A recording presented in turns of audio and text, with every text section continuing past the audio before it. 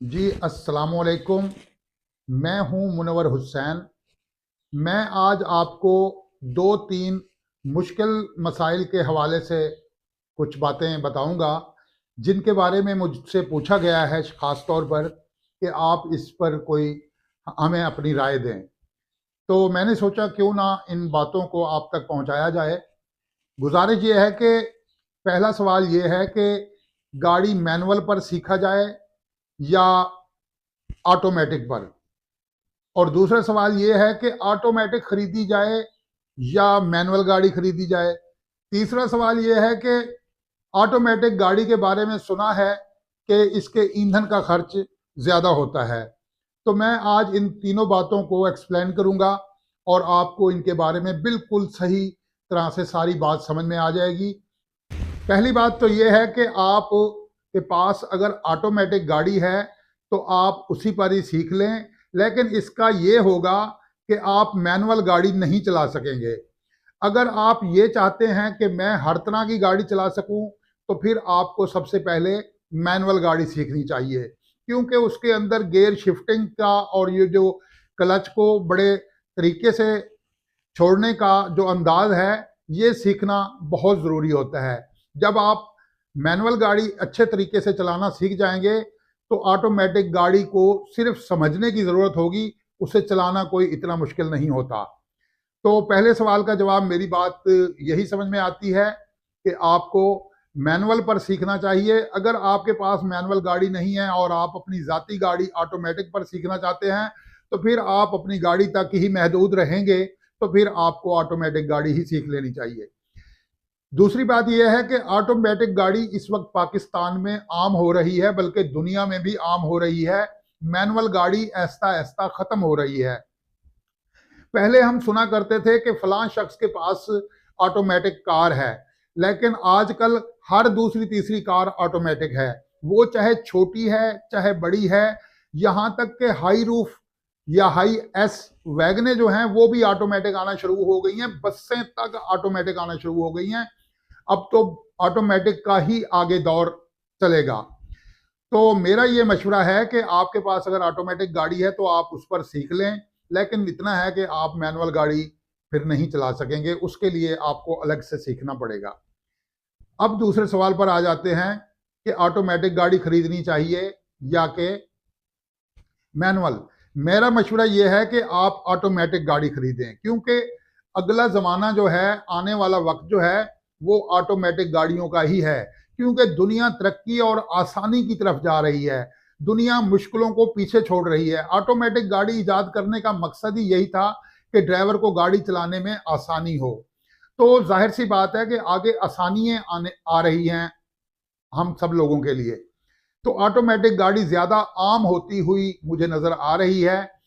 तो इस लिहाज से मेरी ये जो है राय है कि आप ऑटोमेटिक गाड़ी ही खरीदें। अच्छा, अब ये एक सवाल है कि जी ऑटोमेटिक गाड़ियाँ पेट्रोल ज़्यादा खाती हैं। तो ये बिल्कुल गलत कंसेप्ट है। पुराने मॉडल की जो ऑटोमेटिक गाड़ियाँ होती थी उनमें शायद ऐसा होगा, मैं ये नहीं कहता, लेकिन मौजूदा जो ऑटोमेटिक गाड़ियाँ आ रही हैं इनके गियर बॉक्स बड़े स्मार्ट हैं। ये जो CVT के नाम से एक गियर बॉक्स आ रहा है, ये इतना स्मार्ट गियर बॉक्स है और इसका हुज्जम भी कम है, और इसके अंदर जो सिस्टम है वो भी बड़ा मुख्तसर कर दिया गया है। पहले वाले ऑटोमेटिक गियरों की तरह का इसका नहीं है। उनमें बहुत ज़्यादा गरारियों का झंझट होता था।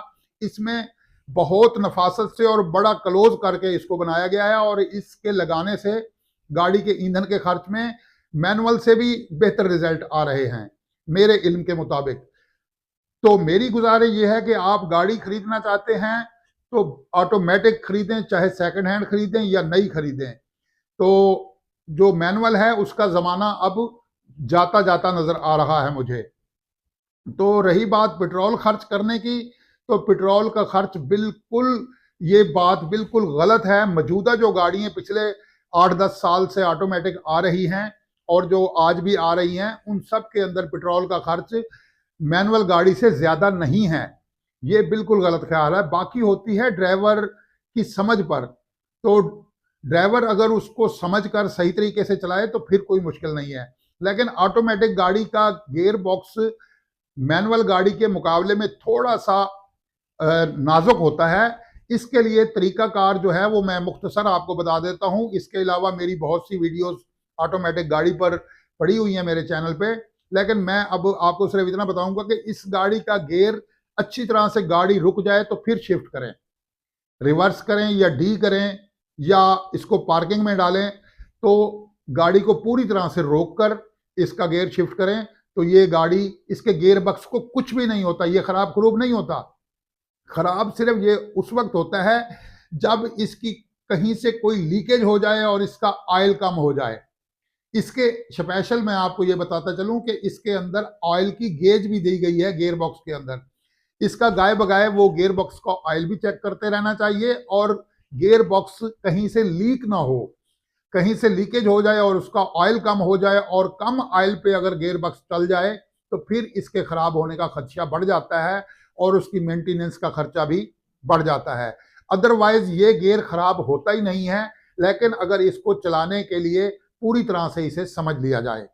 तो मेरा ज़ाती तजर्बा ये है और मैं यही राय दूंगा और मेरी समझ के मुताबिक यही है कि ऑटोमेटिक गाड़ी ही खरीदी जाए। ऑटोमेटिक गाड़ी का ही ज़माना है अब, और मैनुअल गाड़ी अब पुरानी होती चली जा रही हैं और उनकी तरफ जाने से बेहतर है कि ऑटोमेटिक गाड़ी, ये खरीदना भी आसान और बेचना भी आसान होगा और इन्हीं गाड़ियों का अब ज़माना है।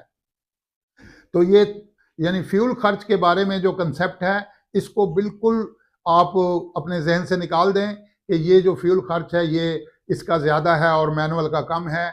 बिल्कुल ये बात बेबुनियाद है।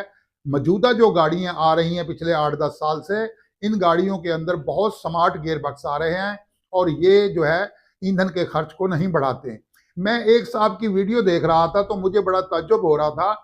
वो एक गाड़ी को चौथे गियर में डालकर और पैनल मीटर की वीडियो बना के दिखा रहा था, जिसमें कह रहा था कि देखें जी ये 50-60 की स्पीड पर वो गाड़ी थी, चौथे गियर में 50 की स्पीड पर थी और फ्यूल की एवरेज दिखा रहा था। मैं ये कहता हूं कि कारें 50-60 की स्पीड पर चलने के लिए नहीं बनाई गई। कारें जो हैं वो 100-120 की स्पीड पर चलती हैं और इनकी कोई फ्यूल एवरेज किसी को दिखाना चाहता है तो वो 100 या 120 की स्पीड पर रखकर फिर पैनल मीटर की वीडियो बनाकर दिखाए, जिससे कि ये पता चले कि ये गाड़ी कितना फ्यूल खाती है। तो फ्यूल की एवरेज का सही अंदाजा भी हाईवे पे होता है। सिटी एरियाज में फ्यूल की कंजम्पशन जो है या कम स्पीड पर फ्यूल की कंजम्पशन को नोट करना ये बेबुनियाद है। गाड़ी पूरी स्पीड अपनी कर ले, फिर वो जो एवरेज दिखाती है वो असल एवरेज होती है। तो मेरे ख्याल के मुताबिक ये मुख्तसर सी मालूमात मैंने आपको देनी थी, तो ये बात सारी आपको समझ में आ गई होंगी।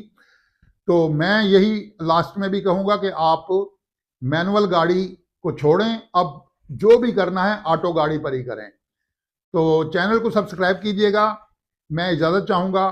खुदा हाफिज़।